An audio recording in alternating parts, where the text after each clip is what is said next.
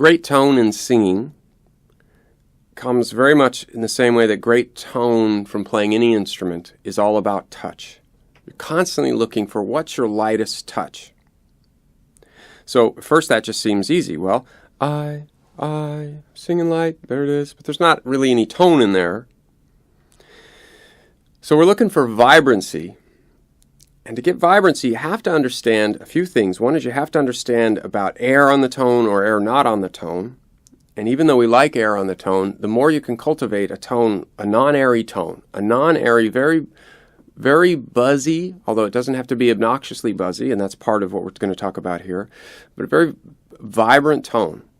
That buzz comes from something you hear me talk a lot about called the anchor, which is this placement at the top back of your mouth. It's not a nasal quality per se, but it's the opening into the nasal passage, and that produces this bright treble sound.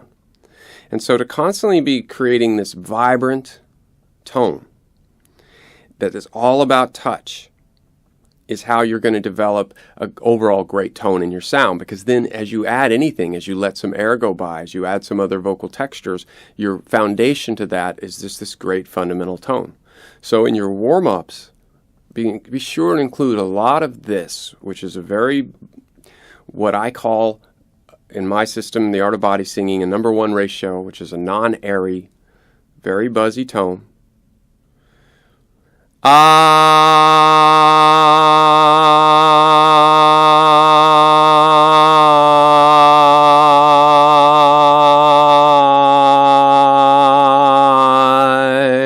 lot of those for several minutes in your warm-up.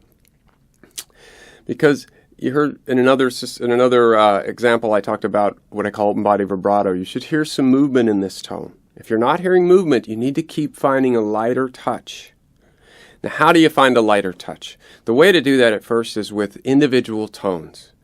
And again, this non-airy tone is a great teacher because it just has everything completely exposed. So I do a lot of these really nice light little touches when I'm teaching. The super light little buzzy thing. It seems very subtle at first, as I say a lot in this, that things are subtle till they're not. So say you had this, and that's where you are right now. Well, if you could take that same thing and just keep listening to yourself and keep trying to get it quieter without any of the typical quieting type things that happen in singing. For example, air. It would be immediately easier to be quiet if I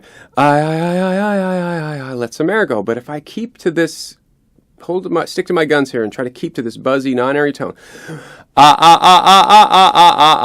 what I really have to do is keep finding the lighter touch. And what that really is about an intention. Your nervous system and your ear keep backing you off, but you keep everything else together to keep that technique. So instead of, you'll hear yourself incrementally click backwards. So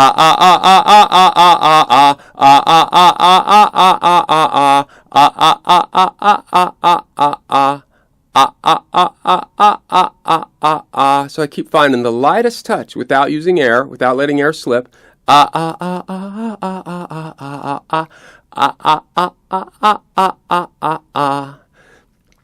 That's what you do. And then if you can move that around your range,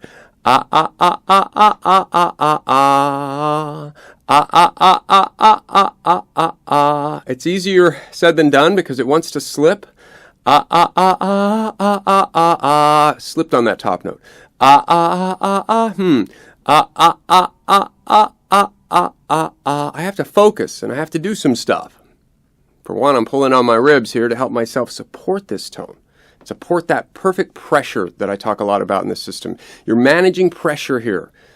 You're managing this perfect pressure in this whole little world right here between the support system and the very top back of your throat or top back of your mouth where the uvula hangs down, which we call the anchor in here. That's this kind of slap back place where pressure is really controlled in singing. It's a pressure instrument, much like a horn instrument. Someone doesn't just go up and blow on the armature as hard as they can. It's a real touch. It's the same for us. You're constantly working that touch.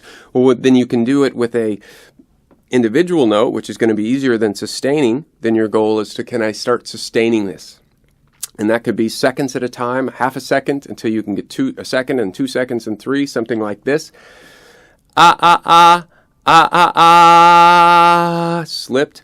It slipped. How about I just keep concentrating on how to not let it slip?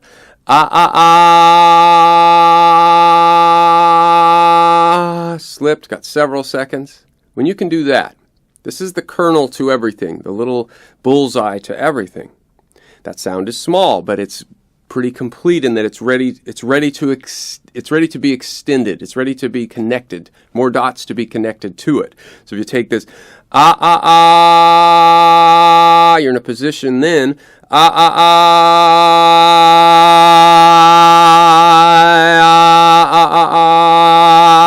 add to that. I'm not pushing.